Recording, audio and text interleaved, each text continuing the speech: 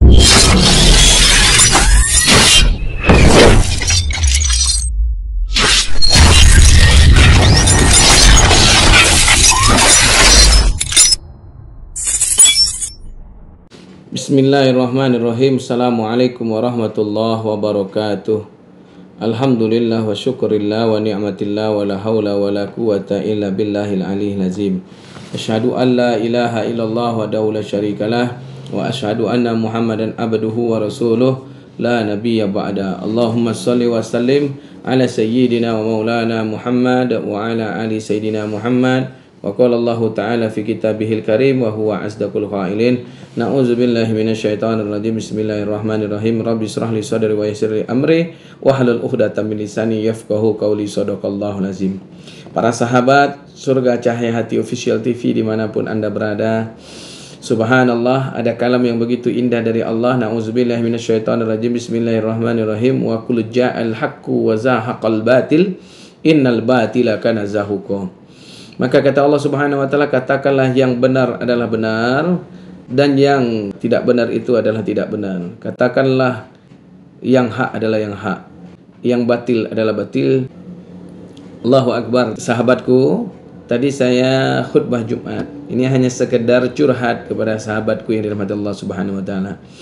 Lalu apa yang terjadi? Saya hanya menyampaikan hadis baginda Nabi Muhammad sallallahu alaihi wasallam yang pernah disampaikan oleh almarhum Zainuddin MZ. Sayati zaman alayya ummati, akan datang nanti suatu zaman di tengah-tengah umatku, salatinihim kal asad, pemimpinnya seperti singa. Kemudian yang kedua saya sampaikan lagi, wazaraihim kaziab, dan perdana menterinya seperti serigala. Dan kemudian saya katakan waqadaihim kal kalbun, dan para penegak hukumnya seperti anjing. Dan saya katakan mudah-mudahan zaman itu tidak datang di tanah air Indonesia. Lalu apa yang terjadi? Saya sampaikan kita berdoa, kita punya kekuatan. Senjata orang beriman itu adalah doa. Ad-du'a silahul mu'minin, senjata yang bisa menggetarkan arsy Allah. Senjata yang dipakai oleh Nabi Ibrahim alaihissalam ketika dia tercampakkan ke dalam api yang begitu panas dan membaraknya. Senjata yang dipakai oleh Nabi Musa saat terdesak waktu di tepi lautan dihadang oleh Fir'aun dan tentaranya. Senjata yang dipakai oleh Nabi Muhammad sallallahu alaihi wasallam ya, di saat perang Uhud, perang Khandaq dan segala macamnya. Dan senjata yang dipakai oleh para ulama kita dan wali-wali kita dan para tokoh pejuang bangsa tanah air Indonesia kita untuk merebut kemerdekaan Republik Indonesia. Ada yang aneh sahabat yang dirahmati Allah Subhanahu wa taala. Apa yang aneh? Selesai saya khutbah, selesai saya sholat sunat, saya dipegang dan kemudian saya ditarik. Apa yang terjadi sahabatku yang dirahmati Allah Subhanahu wa taala? Saya lihat maskernya ada tulisannya TNI. La ilaha illallah. Saya merasakan, saya dikata-katain, saya dinasihatin, dia menyatakan kurang senang, dan bahkan sampai dia ingin melaporkan saya. Saya bilang silakan Pak. Apa salah yang saya sampaikan tentang baginda Nabi Muhammad SAW? Di mana letak delik saya salah? Saya nyampaikan akan datang suatu zaman. Jadi perkataan Nabi itu bohong dong. Perkataan Nabi itu radikal dong. Kalau Bapak katakan saya radikal, kalau Bapak katakan saya nggak ada bahan yang lain. Enggak Pak, saya banyak bahan yang lain Pak. Saya katakan seperti itu. Cuman saya kebetulan lagi membaca dalil ini, lagi membaca hadis ini. Dan saya ingin menyampaikan apa adanya dan tidak ada maksud yang lain. Dan saya ujungkan, kalaulah nanti zaman itu akan datang dan engkau lihat dengan mata kepalamu sendiri, kau mendengar dan menyaksikan langsung, maka akan saya sampaikan, tubu ilallah bitaubatan nasuha. Segeralah engkau bertobat kepada Allah dengan taubat yang sesungguh-sungguhnya. Yang kedua, saya ajak jamaah untuk muhasabah diri. Apa yang kita lakukan dan kita berada di pihak yang mana? Pihak yang baikkah? Atau di pihak yang salahkah? Seperti cicak dengan seekor burung pipit, yang ketika Nabi Ibrahim dibakar, dia ngambil air dan menumpahkan. Apa kata cicak?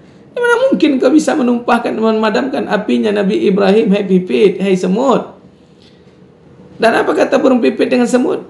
Paling tidak Allah lihat aku berada di pihak yang mana. Itu yang saya sampaikan sahabat di saat khutbah Jumat. Kemudian saya ajak jamaah, al-kayyizu man dana bi nafsi wa amila lima ba'dal maut. Jadilah orang yang cerdas, Orang yang cerdas itu kata Allah, ya ayyuhallazina amanu taqullaha wa kunu ma'as-shadiqin. Hei orang-orang yang beriman, dekatlah engkau kepadaku dan hendaklah engkau bersama orang-orang yang benar. Siapa orang yang benar? Orang yang disakiti oleh orang-orang yang zalim. Maka saya katakan lagi, jangan takut, jangan khawatir kita berada di dia.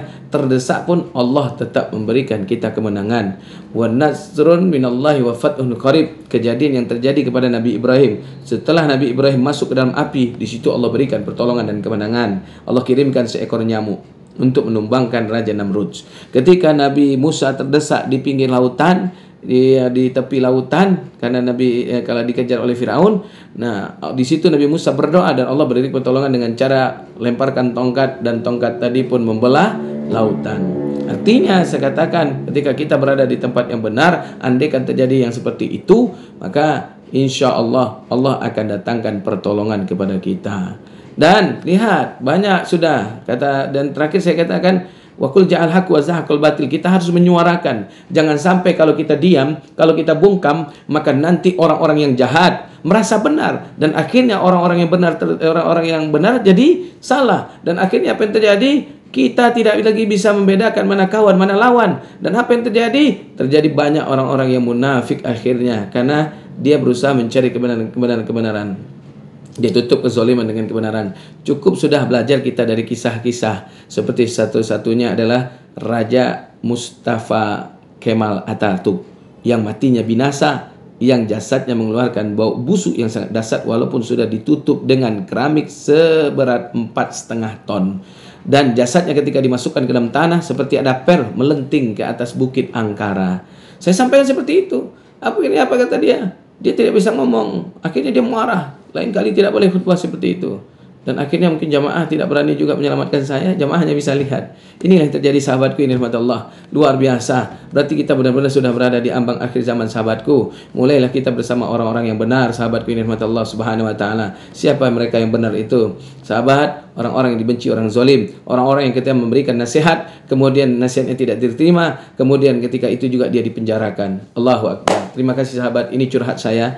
Selebihnya sahabatkulah yang bisa memikirkan, sahabatkulah yang bisa memberikan penilaian. Ada apa ini dengan aparat-aparat kita? Masya Allah, hanya menyampaikan dakwah, tidak boleh seperti itu. Ya Allah, ya Rahim, ya Rabbal Alamin. Kita minta sama Allah subhanahu wa ta'ala agar Allah berikan mereka hidayah. Allahumma aftah lana ababal quwwah wasiha wassalama wal barakah wa taufiq wal hidayah wal istiqamah bi rahmatika ya arhamar. Ya Allah, sehatkan jiwanya, lahir batin. Ya Allah, berikan taufik, inayah dan hidayah. Ya Allah, agar mereka ya Allah bisa membedakan mana yang hak, mana yang batil, mana yang benar, mana yang salah. Ya Allah, barakallahu lakum fi dunia wal akhirah. Semoga kita selalu diberkahkan dunia akhirat. Akhirul kalam sahabatku, assalamualaikum warahmatullahi wabarakatuh. Salam satu komando.